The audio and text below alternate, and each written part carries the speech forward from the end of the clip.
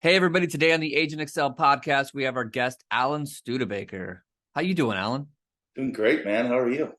I'm good. So we actually met for the first time probably like 2 weeks ago. We were in a little mastermind that Alinda was having. Always cool to get a few people together and try to figure out how to crush the market that we're going through and in a changing market that's more important than ever. And, as we were in that mastermind, we were having some conversations. I'm like, man, that Alan, he's a pretty cool cat, I just really like the framework that you had around some things. And, sometimes when we're in those masterminds, it's not always about, not always tactical. Sometimes we're in there, we just like need a mind shift or a perspective shift on how we're looking at things. And, when we were going around the room, you were, like I said, you were really cool. Just your ideas and your frameworks. And also I knew the name though. So when I saw that you were there, we had both been at HomeSmart in our previous brokerages that we worked at. And I remember always seeing you at like the top of the list. And I didn't do a lot, I wasn't really into the HomeSmart community. I didn't go to any events. I didn't go to any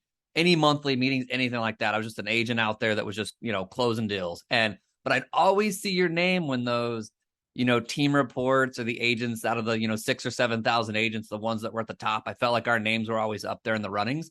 And so I knew your name. So the second I saw you in that mastermind, I'm like, oh, that's the guy that I felt like I was, gunning for as far as like trying to keep up with. So to see your face, to see, who you were, that was really cool. And then I decided, hey, let's have you jump on the podcast. So thank you so much for being here.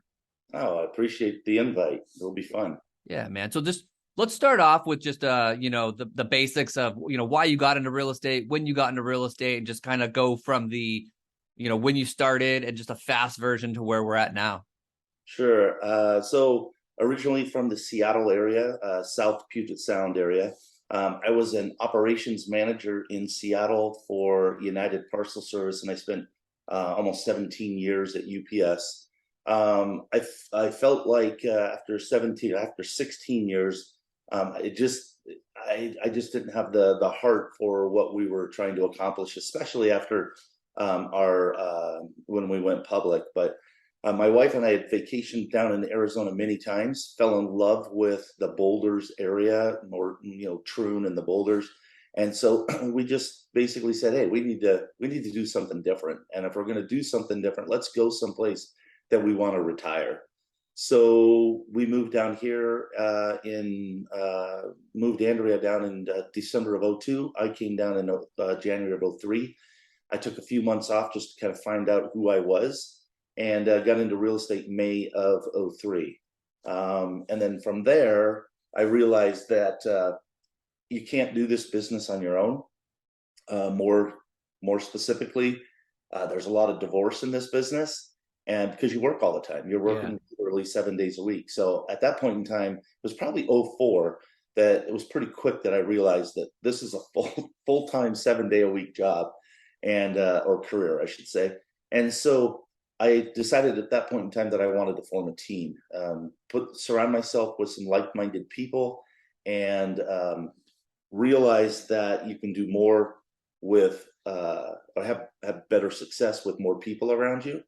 And Andrea and I have been married for 32 years, and what we have right now works absolutely perfect. So we're a team now of about, let's see, we're 14 agents and 4 support staff, and we're doing right around 100 million a year. So Nice.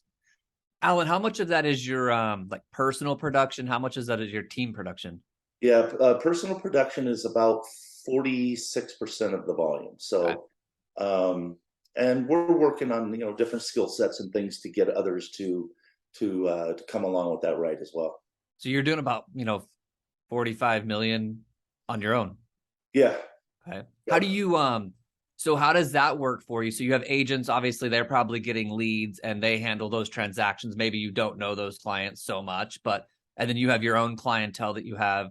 How do you find the leverage around yourself to keep up with your personal production also while, helping the team and doing what you got to do to help them out? Yeah, it's a really good question because you could get stifling when you're out doing all of the production that you have. So, what we always do, everybody on the team, when we are either in a past client sale or even in a brand new client that we're just going through an orientation with, we explain the team process, and every one of my clients, past clients, or even a past client referral is introduced and understands that I won't be there for everything. And I have an amazing group of teammates around me that will actually come out, show properties. I'll be involved all the way through the negotiation process, but I don't necessarily need to open doors, 4 or 5 doors on a Saturday, when I have a team around me that can help. Plus, I coach baseball on Saturday, so Okay. it just makes it even better. And often, what's crazy, I literally just received a text message on Wednesday. A text message came back, and I said, "Don't fall in love with Aaron, who's one of my key players on our key players on the team." I said, "Don't fall in love with Aaron," and then I get a text message back, "We love him. You're fired," Good, huh? That's the which is what best you thing you want, can right? get. It's Yeah. what you want. So Yeah. So then, so when you have, so it's the personal production that you're doing and you have, somebody showing houses for you, do you have like a pay structure that you pay those agents when you're doing that, or how does that work? So what's interesting about our team, the Studebaker group, is we don't expect anything for helping each other out. Oh, interesting. We wholeheartedly believe in the norm of reciprocity. So, Chris, if you were on vacation and you needed help, I would be there to help you out and show properties. I know that I'm going to be on vacation and I'm going to need help. I can lean on any one of the 14 people on the team. And every time somebody steps up and says, "I gotcha, I'll take care of it for you." Case in point is I took a month off, or yeah, it was a month off when I turned 50. And when Andrea turned 50, we took a month off, and the business was just grinding the whole time we were gone. Obviously, I stayed in touch with what was happening and whatnot, but my phone message said, "Please call this number." My email had an out of office on it. And while we were in the Dominican Republic, I was, for a month, I was able to put together 3 or 4 deals while I was on vacation. So it's the beauty of the team. And if you structure it the right way, you can live an excellent life. Yeah, it's awesome, huh? Like I'm just finally going through that after for about the last year and a half, I've had some, showing partners and things like that that I've had help me with my personal production and more vacations than ever. And I have to say it's a really sweet spot, and I'd like probably like for you, I'd say like you deserve it, you've put in you put in your time and you've built a clientele of people that trust you. And I think that that's where, I have people often that ask me, how do you have other people around you help your clients? And I say, I've earned their trust. Like me, these people are looking at me the same as like when I go into my doctor's office. I didn't think of, when I was filling out the paperwork, does this lady at the front, is she sketchy? Is she taking my social security number somewhere? And I never thought that the person doing my blood work in the next room, like, oh, I wonder if the doctor really vetted this person. That's my doctor. How I get to him is, how I get to him is his process. And I actually value him having people around him because I don't think I would trust him as much if he was trying to do all that other stuff, because I need him for the high level conversation of look at this data and please look it over correctly and tell me what I need to do next. And so I think that's, when we have teams like that, that's really what's happening. Right. And I think the probably, a key part to that success is making sure that you surround yourself with like-minded people, right? We have a process when we bring somebody on where the individual goes through 5 interviews. And that seems like a lot, but I want to make sure that there's 5 different people touching and having conversation with that person to see if I missed something. Did Mello miss something? Did Aaron miss something? Um, and then to really, understand, because different questions are going to be asked from a female to a female, right? A guy to a guy is going to ask maybe sports related questions. Did you play sports? Which I love. I love agents that played sports because one, they're a teammate, and two, they have a competitive nature to them, right? And so when we go through that 5 interview process, at the end, we either are overwhelmingly this person is a fit for us, or if there's one person that says, I just didn't feel it, there was something about the conversation, unfortunately the person doesn't get a shot on the team. So Okay. And then a quick question, just kind of go backwards, is what made you, because I think we can relate to some of the same stuff. And I know people go through this, and this is a show for the real estate agents. Is what made you, what made you leave HomeSmart?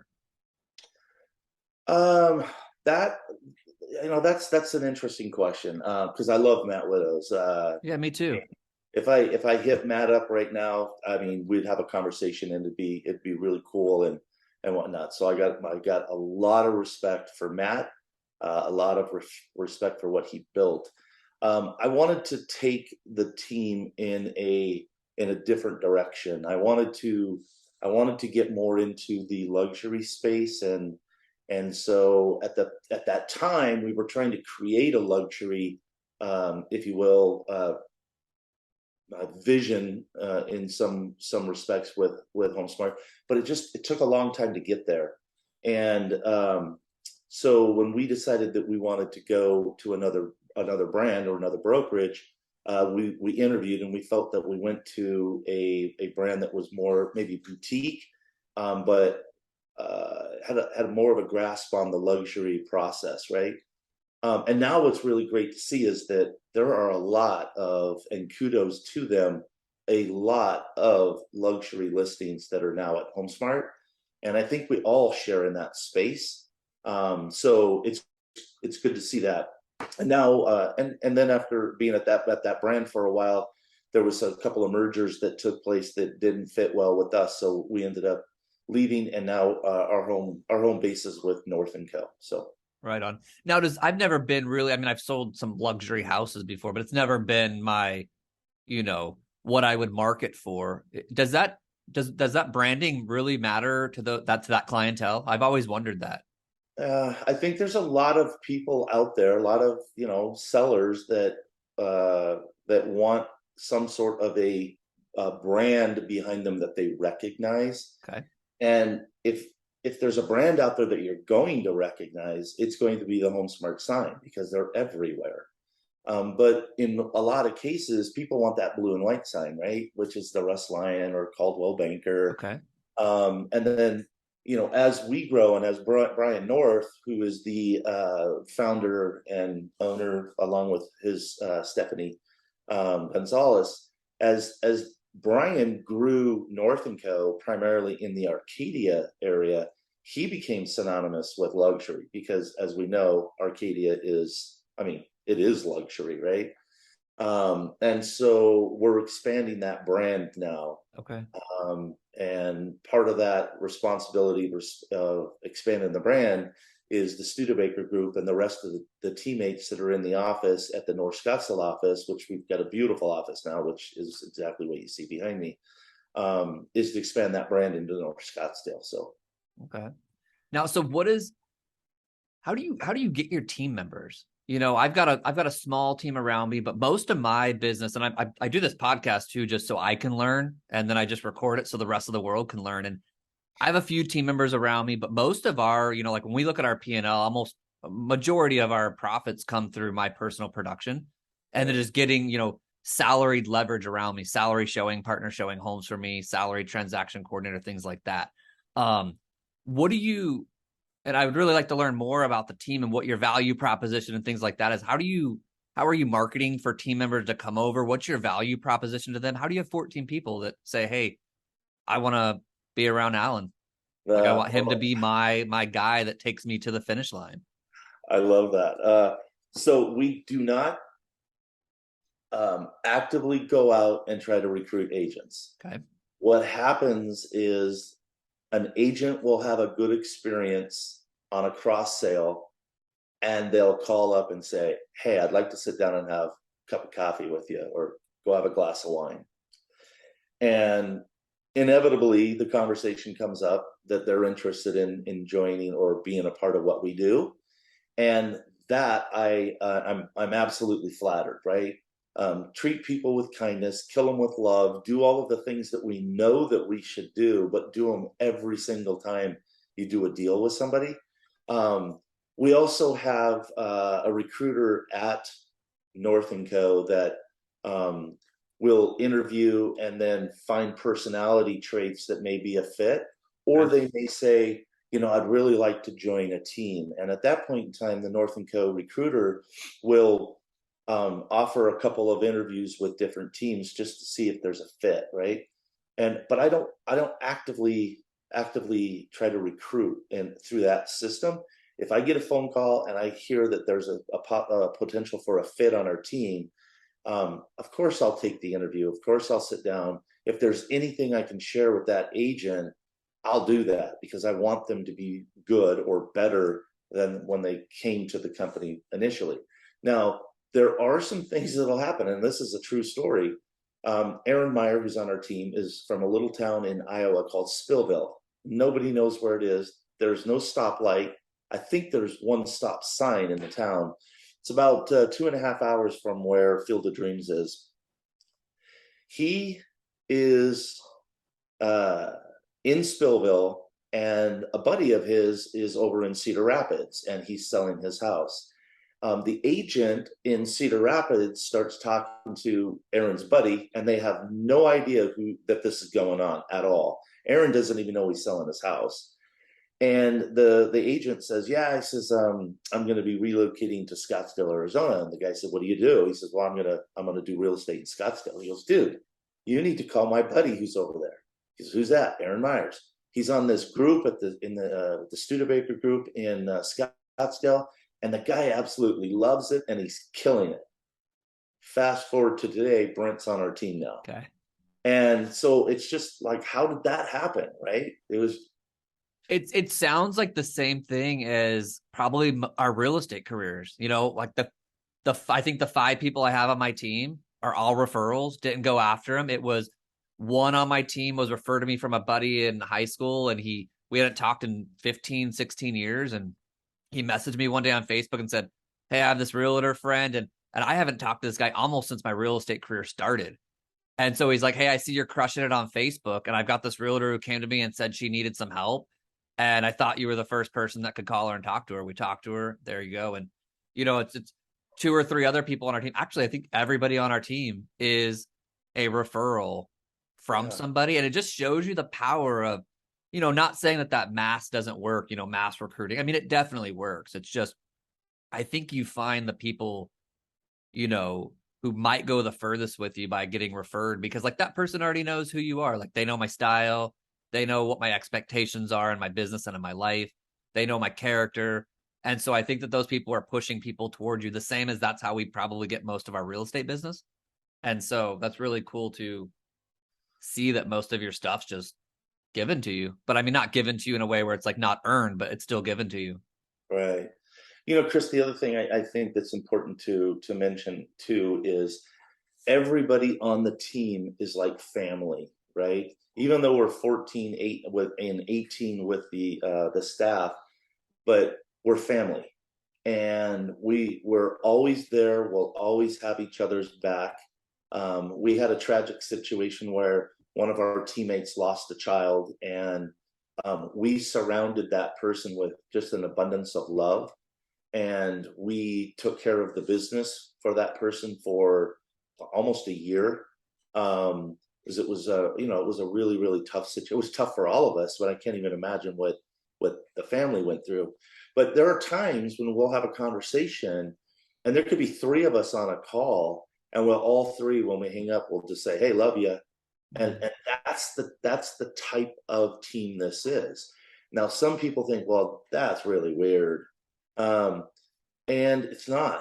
It's not, because that's who we are, and people know that. And that's what North & Co is as well. There's a lot of hugging that takes place at North & Co when you go to meetings, and the synergy that's created by people that genuinely care around you, it's contagious, right? It truly is contagious. That's awesome, man. What is what's the value proposition that when you're interviewing these agents, what's your value proposition to them? I know I talked to some team leaders that are like, hey, I'm giving you leads and I'm holding you accountable, and it's more of a online lead type game. You've got others that are like, hey, you're going to find your own business. We're going to hold you accountable, and we're going to give you internal infrastructure of transaction coordinator. What does that look like for you? So when you're sitting with an agent and they say, hey, what do you provide for us? What do you say? And then when they say, what's the splits? How's that get answered? Yeah.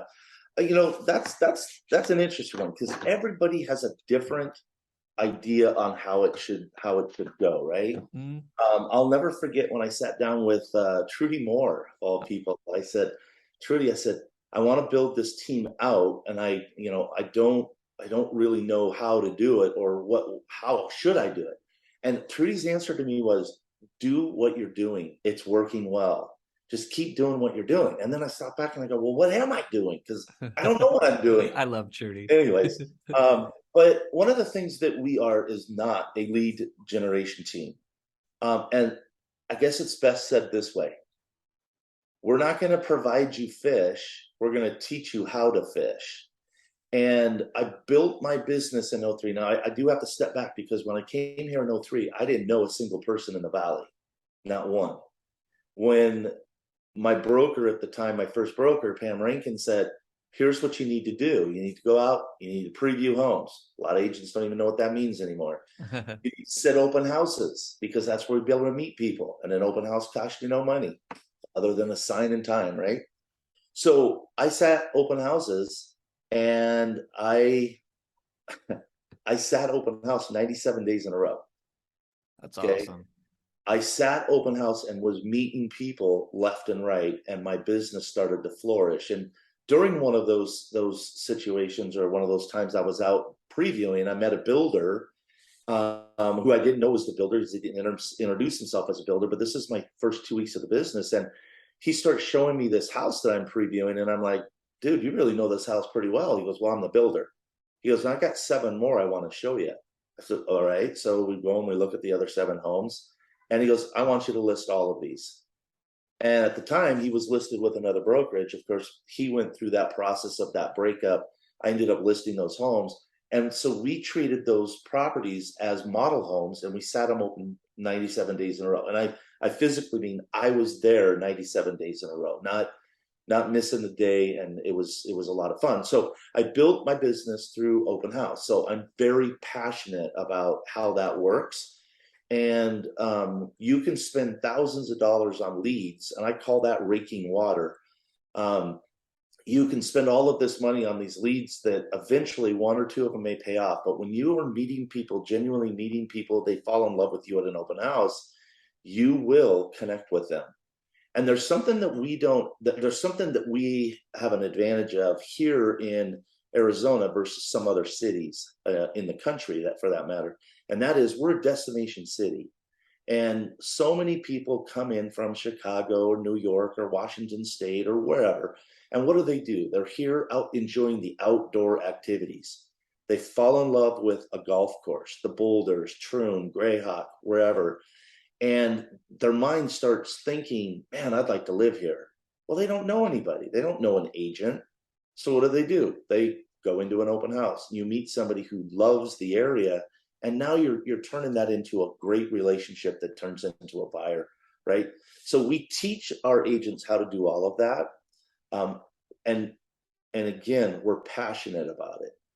If an agent comes on the team that just flat out doesn't want to sit in an open house during the interview process, they're not necessarily the right people for us. We're not door knockers. I can't teach you how to door knock because I've never done it. If you want to door knock, obviously we can go out and get the skill set from other people that have done it, but that's not who we are. So the value proposition is, I'm going to teach you everything that has brought me to where I am, and then the rest of the team is going to teach you what they've done successfully from the skill set that we've trained them, and that synergy is going to propel somebody into a space that they're going to be successful. We have the recipe, right? Right. We have the recipe. So what do the splits look like when an agent comes on, and what do those splits look like? So a brand new agent to the team is going to come on at a 50-50 split. And then we have a progression. That 50-50 split then goes to, after the first deal, it goes to a 55-45 and then a 60-40 until they get to 70-30. The 70-30 is where they cap out on the team. Okay. I pay all the splits with the brokerage. I pay for all of the marketing. I pay for all the advertising, business cards. I mean, you name it. There's really nothing left for the agent to pay for, other than if they want to do something special, like they want to do a food truck at an open house, which we highly recommend. If they want to dominate a neighborhood, we're doing postcard campaigns. We'll get the postcards for them. They have to mail them, and they pay for mailing. So we want the agents to have skin in the game. Obviously, if you're just giving them everything, well, then there's how much effort really goes behind that, right? So Right. pay for everything. It's on a 30% split.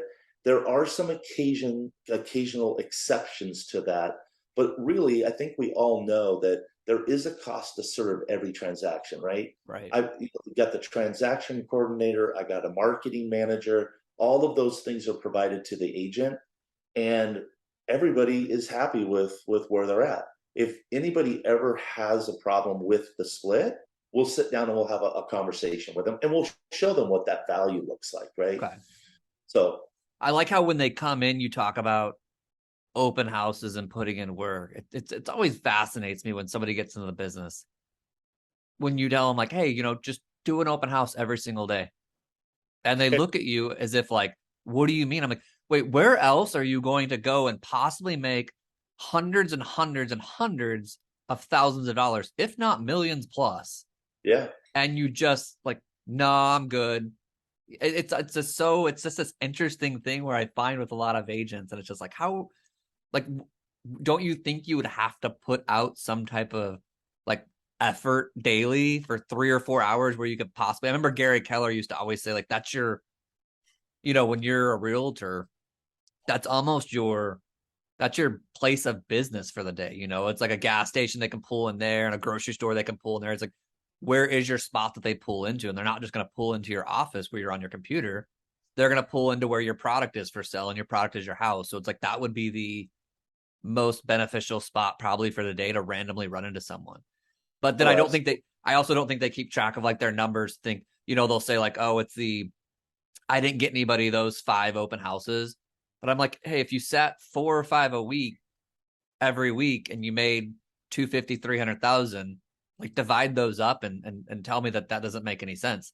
But yeah, I mean, you could focus on the ones where like absolutely nobody came through. When you do those open houses, do you promote those a certain way, or is it just more of a put a lot of signs up? Do you do mailers out to the neighborhoods and knock any doors around? Yeah, so we will do like a just listed. We'll also do when we have a food truck, we'll send out a postcard letting everybody know that on Saturday and Sunday Hmm. there's going to be a food truck in your neighborhood, and we meet a lot of people at those events. And then after the event, we'll have some photos that will be taken. Mello and Lindsay on the team have done they've done a magnificent job. They'll actually take photos of them in front of the food truck, and then they send another postcard out Cool. and like remember us, remember the food truck, and they have absolutely killed it in a neighborhood where we're on our fifth listing in that neighborhood in less than Nice. a year. So, but I want to go back to something that you said that's really important, Okay. um, and that is realtors have the absolute best opportunity to live the best life, but you have to put time in. And if you go to, I always reflect back and I always tell stories about UPS, right? I loved UPS. One of the things about a UPS driver is they leave the building at 8 o'clock with a 10-hour day in their package car. They can't just stop at 3 o'clock and go to happy hour. They can't stop and not take care of their customers. They can't stop delivering and picking up packages until they're all gone. As a realtor, we can pack up an open house and leave and go to happy hour. But how many realtors treat it as a work day? How many realtors say, okay, I'm going to punch in at 9 o'clock and I'm going to punch out at 5 o'clock? There are so many of our colleagues out there that will start at 10 o'clock and happy hours at 2 o'clock, and that's their work day. An open house, if you really look at that open house, and we have one of the guys on the team that's really good at open house, and we call him the open house whisperer. He met 2 people in one weekend. One of them was a $1.2 million buyer, and the other one was an $800,000 buyer. Both of those deals closed. $2 million in 2 open houses. He was there for 5 hours, so 10 hours. Do the math on that. It works out to like $4,000 an hour, Yeah. right? I don't know of anybody that gets paid $4,000 an hour. Top attorneys, no. Maybe an astronaut, maybe, right? Because he's the only one that can fly the thing up to the moon. But $4,000 an hour, Chris, that's insane when you think about that. Okay, so you went 5 open houses and you didn't meet somebody, but then you met somebody and they bought a $700,000 home. You made $21,000 on your commission. Divide it up and tell me what that is. $400 an hour, $250 an hour. I can tell you that a UPS driver works their tail off all day long. They make $41 an hour. $41 an hour. Yeah, I used to kind of joke with people and say like, hey, pick a price point where it makes sense when you do the division. Like Yeah, just when I used to farm, I don't anymore because I moved from that area. But when I was farming, it was that like I wanted to pick an $800,000-900,000 area at the time. That was 5-6 years ago. That's probably a $1.72 million area now. But like I wanted the numbers to make sense. I thought, hey, if I only scooped up maybe 3 or 4 of these listings a year off farming, I want those checks to be like $29,000 checks. I want to have the opportunity to sit in open houses on those listings and have opportunities to run into people that are going to have $30,000 commissions. And so I just always did it in a way where I'm like, hey, make the math make sense. Like go, if you're going to proactively go look for this business, go get in an area where the spreadsheet would make out right. Maybe don't pick an area where you're selling, maybe you're not sitting a $280,000 listing. Cause if you did that every single day, the math might not make sense for you. Not saying it wouldn't, but you get the point. It's just, that's right. proactive work that you get to do with your time. You almost get to pick your clientele. You're going to say like, hey, I'm picking my price point. I'm picking my clientele. And then that's the referrals you're going to get is because that clientele has those friends. They live in that neighborhood versus when we're getting referrals from people, it's not always in the neighborhoods that we specifically want to work. We're kind of going wherever their network, coworkers, past clients and friends live. Right. But yeah, I really like the open house idea because I've always, and maybe it's an insecurity of having a team because I haven't had one for a long time, but I've always felt like my value proposition had to be giving them leads. Mhm. And, I'm noticing as I go on over time that that's a little exhausting. Just because you've got to fork out the expense of it. That's not really the exhausting part. Just, you want to have agents on your team that are, personally finding business. And I think that I probably have to do a better job like you are, where you're teaching them, exactly what you did to get to where you're at. Like you're almost their mentor, your coach, and this is what I did. This is why you're here, so I can help you. Yeah, and we do coach because that's a really good point. We coach the agents for 45 minutes every other week. And in some cases, like if it's a newer agent coming on the team, it's every week. And then we all are also part of the Tom Ferry culture ecosystem. So I provide coaching for them through Tom Ferry. Okay. And then we get all of the masterminds and the annual events with Tom Ferry as well. But um, open house isn't for everybody either, right? It's just like door knocking. It's not for me. Right. Cold calling is not for me. Leads are great, but the exhausting part about a lead is you could bust your tail and really warming that lead up and then hand it off and something falls apart and that becomes exhausting. It's like, my Mm-hmm. goodness, I busted my tail.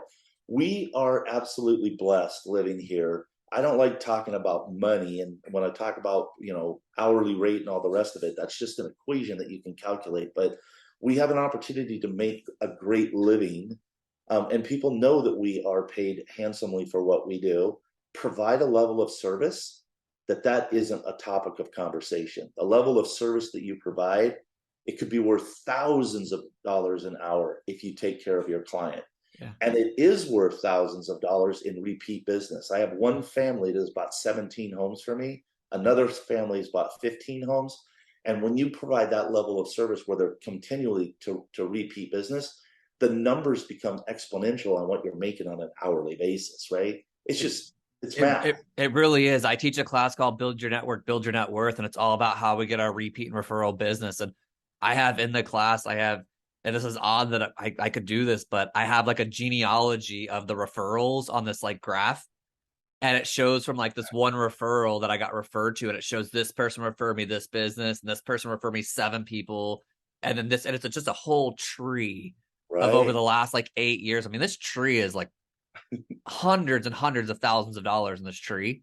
And I let the class know, I'm like, that's just one. Like it Right. took me hours just to put that together by looking back on spreadsheets just to get this class prepared. But I'm like, I could list probably 20 other trees if I wanted to. And it's just to really get them to feel that if you do good work for people, like if you just do good work for people and then figure out how to follow up with them in some type of way, that they'll usually come back to. I mean, that's just how any business works. I mean, I never think of like, oh, I'm going to go to a different grocery store today. I'm like, no, that's the one that I get my food from. It's the most convenient. That's the same in any business we're in. It's like when they think of real estate, you want them to think like, oh, I have 6 other people I know, but that's my realtor. That's the most convenient one. He knows my story. He knows where I'm going. I don't have to explain a lot to him. So it's just look, let's go back to so like with your, I mean, you said you do like 50 million in production just yourself. So like how do you harness that network of people? I mean, that's a pretty good book of business where I feel like you're probably getting, am I mistaken when I say that's probably a lot of just repeat clients and referrals? It's repeat and referrals. Yeah, past client, repeat, referrals. What are you doing to, I mean, is there a system behind that, or is that just a, hey, I'm that good that they just call me back?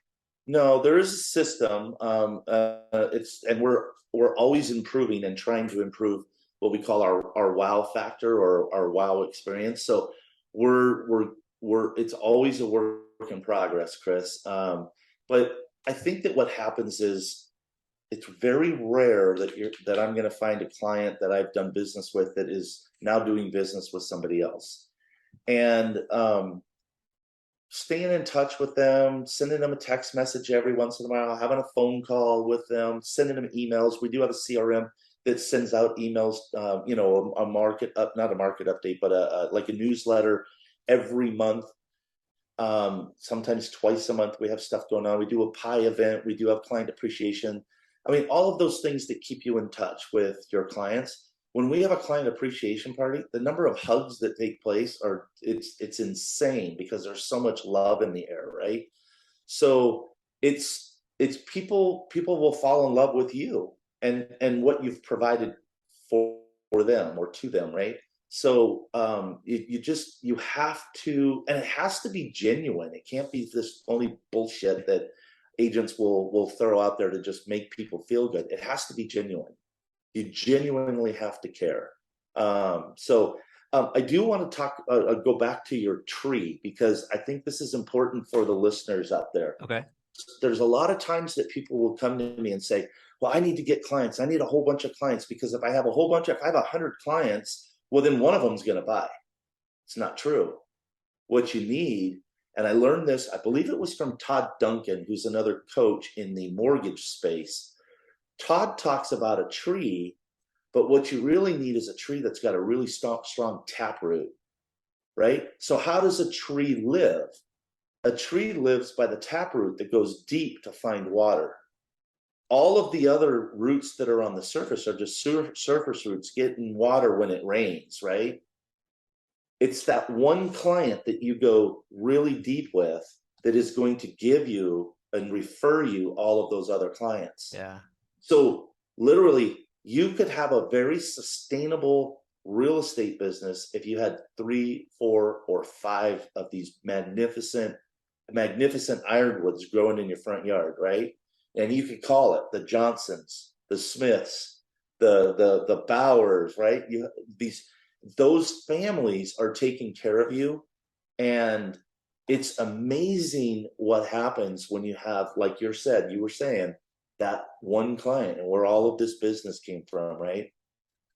Yeah, it's just, I mean, I still get goosebumps to this day when someone texts me and refers me business. And it happens often, so you think it would go away. But Yeah. I'm like, I tell people 17 years of doing the business, and that's still the coolest thing. That's the coolest thing behind the scenes. The front of the scenes, helping them get their house and stuff, that's the cool part. But like behind the scenes, I'm like, man, these people, like, they literally just text me and said, hey, my brother is buying a house. Here's his number. Yeah. And I'm like, the trust is just, I'm like, I get goosebumps talking about the story. Cause I can think of like 9, 10, 15 people right now coming to mind where I'm like, they've changed my whole entire life. And I can think of how I met that person or the introduction. And what's interesting is I think about those introductions and I think about today and I think of like, what am I going to do today to not regenerate that? I don't want to think that it's not organic, but there are some times where I'm like, I don't want to go to that event today, or I don't want to do that today. But then I always will capture inside. I'm like, wait, I met a lot of these people by just doing these natural things. And you find the coolest people if you just go out in the world and talk to them Yeah, and you just be who you are and they find out who you are and you're like, okay, then they get your number and they refer you business. Cause I mean, why I get the goosebumps, Alan, is because I'm like, they have I mean, we in Arizona, you have more options to refer business to than anyone. Like, I mean, right. everyone knows 10 realtors.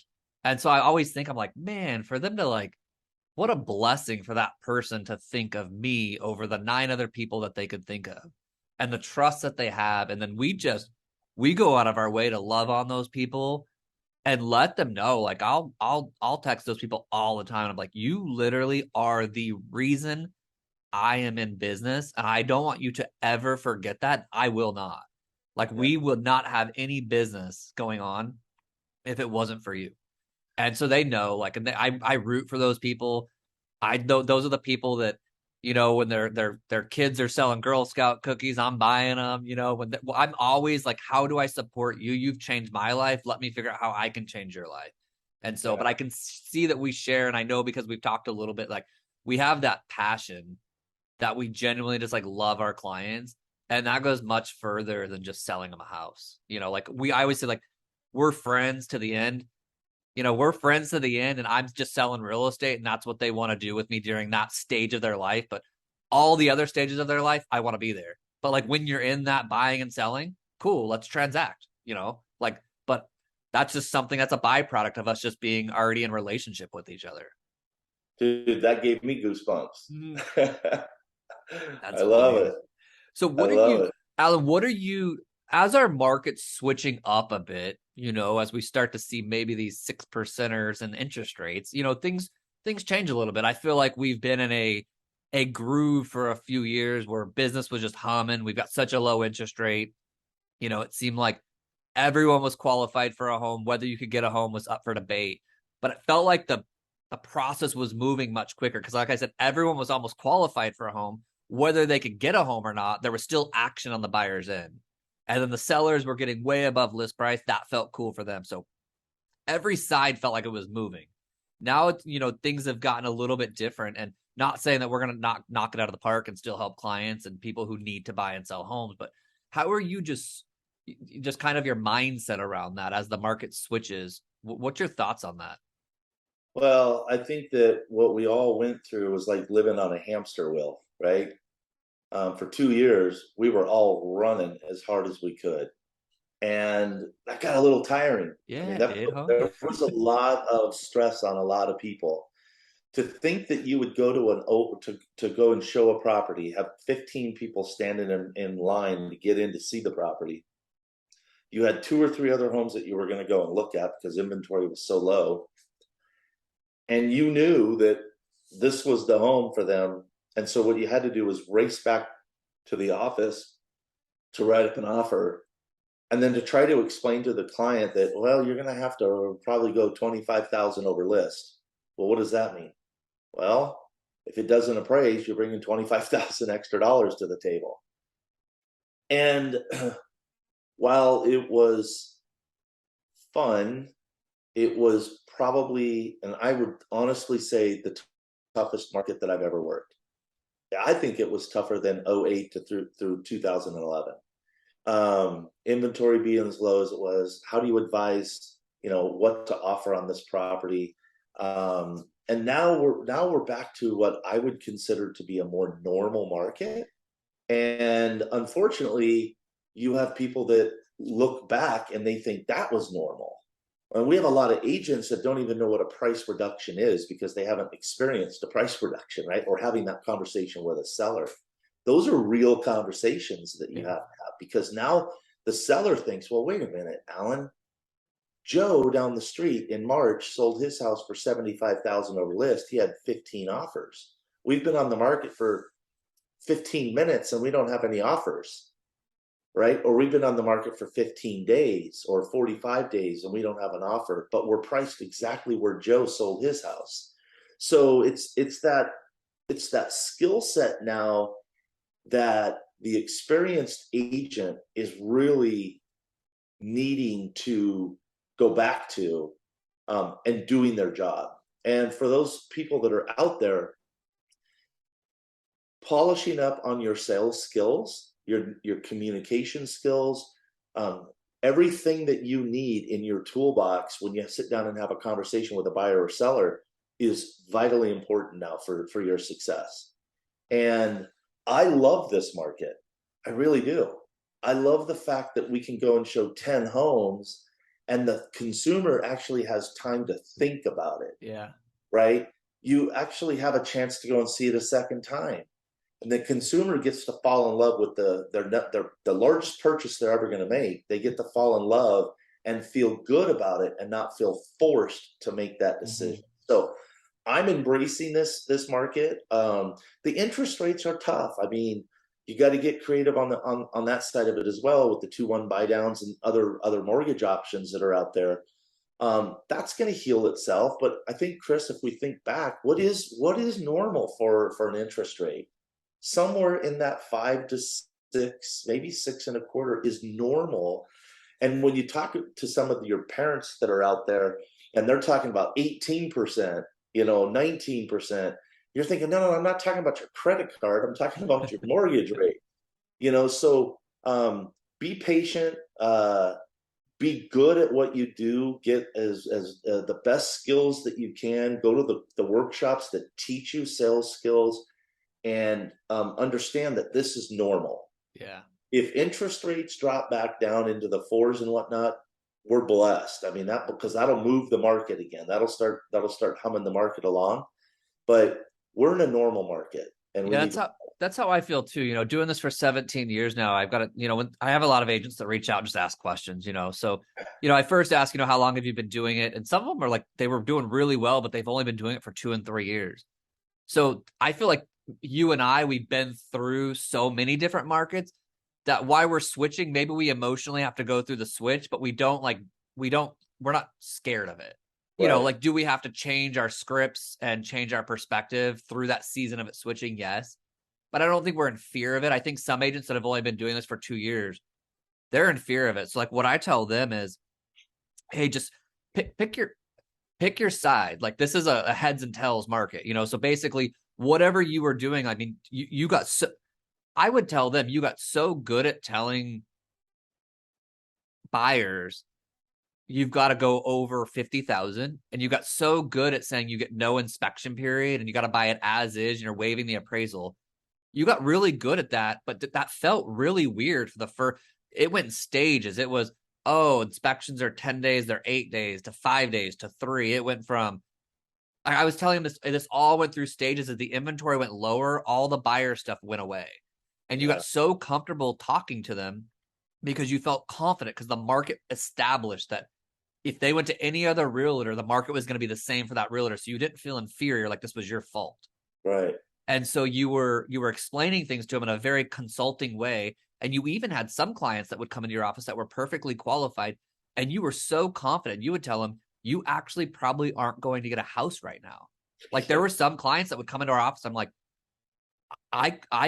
you couldn't go, like you could not get a house right now in this market. And I felt like that was owed to them to tell them that. Yeah. And I feel like they respected it. So now I'm letting those agents know, like you got confident in that because the market established that was the truth. And then you learned how to consult off that. So I'm like, now as the market's switching this way, you've just never had to sit down with a listing and have those hard conversations. And now we're having those same conversations with the seller now. And every month now it leans a little bit where it's a little bit more interesting of a conversation, but go now. I tell them, think 1 year out now and 2 years out, act like this has been happening for 2 years. The truth will be there in the market. So you won't feel like you're an inferior realtor anymore. You're going to feel like you're going there and you're looking at data and just telling them what's up, and that's what you've got to do. So that's kind of how I look at the market changing. Is one, experienced agents, we've seen it before, so I don't think we're nervous by it. I mean, if you've been through the short sale and foreclosure era, I mean, you saw a lot during that era that I'm like, I did a lot of short sales and you couldn't scare me anymore on what I would have to do to actually earn my business and make a commission. So Right. anything after that era was like, cool. I don't have to do a short sale for $75,000 and make $1,200 after 9 months. Like whatever we're going through, I think we'll be okay. Um, Yeah. but that's kind of No, my it's thought process on amazing. it. It's amazing how well we adapt, right? You have to be able to adapt. And then you also have to look at the numbers and look at the MLS. And when you see 5,500 homes or 8,500 homes selling in a month, well, if let's just say there's 7,000 that are selling, that's 14,000 sides. Yeah, How many of those are you on? that's And good news, not, man. if you're not on one of those 14,000, you gotta ask yourself why. What are you doing? How are you getting better at your craft at what you do to be a part of that game that's being played called real estate, right? I'm really good at Monopoly, but when you talk about this is your livelihood. You've got to figure out how you can be a part of that. Yeah. And the part of that is thank yous are amazing when you're out showing properties and you get a thank you and you feel good about it. But a thank you doesn't cash at the bank, Right. right? You have to win the deal, you have to close the deal, and that's when you actually get your pay, right? I'm glad you So, went back to I like how you went to the how many homes have sold in the last month so that you can put it on the realtor. Meaning like we some people can go around and say like, oh, the market, the market, the market. And I always take it back to like sports because I give everybody sports analogies. And I'm like, yeah, that would be like the curveball first coming out back whenever the curve, when the rules were just like, hey, this is the plate and this is where a strike is. And everyone was just throwing a fastball down. Like the day that curveball came out, somebody was probably in the bench. And after the game, they were like, hey, I could see him in the press conference and they're just like, hey, why'd you strike out 4 times? You're like, this curveball I don't like it. And they're like, I just think the coach would be the guy's like, hey, every time I go out to play now, that guy throws a curveball. Like you either like that's the market. You either right, learn how to hit that curveball at least every once in a while so your batting average stays up, or like we can't do this anymore. We'll substitute you. Like there's the AAA league out there of somebody who's trying to learn how to hit that curveball that's gonna take your job. yeah, And I always look at it from that standpoint of like those professional players, they can't be like, oh, Randy Johnson throws 103, 102-mile-an-hour fastball. I can't hit it. You've got someone in the AAA who's like, I got to figure out how to take this guy's job yeah, and hit that ball. And what's cool about that analogy too is it's like they only have to hit so many times to actually have a really, really cool career. So I always take like the pitching analogy in baseball. I'm like, someone's always coming up to take your job. Someone's always there's a pitcher always trying to outbeat you. That's the market. And you only have to hit it 3 or 4 times out of every 10 times you're up and get on base, and you actually make a lot of money. And that's just like, that's an example of the market, someone trying to take your job. And there's no room. You can't go to your coach after the game and say, you know what, it's a really hard market. Like, I don't know what to do. Like, if somebody else is doing it, that means it can be done. Now, if no one else was like, it's for example, if we saw that like 12 homes were selling every month in the MLS, we're like, okay, that's only 24 sides and we've got like 50,000 realtors, then I'd be right, like, okay, like this is a conversation to be had. Like I would probably be like moving cities to figure out how to still run my real estate business. But it just shows you like there's like can't be a lot of room for excuses. I mean, I think there's empathy that we have to have for realtors that are coming up and trying to earn their way. But also there's a lot of just like tough love that we got to have too with agents. And it's just like, this is a buck up and get things done. This is personal accountability. There's no victimhood here. And are we going to have bad days? Sure. But we can't have excuses. We can maybe have a bad day. yeah. We can have a bad day for sure. And it's funny the analogy, right? You can teach somebody how to fish. Well, there's a lot of fish in the pond, so you really need to learn how to fish, Yeah. right? So, no, What I love. would what would you say as we wrap this up, Alan? I appreciate your time, man. What would you say just for that agent out there right now who's coming into the business or maybe just doing a few deals and like, man, I would like to close 15 or 20 so I can make a really good living. What would that one thing be that you'd say, just start focusing on this and things will probably change for you?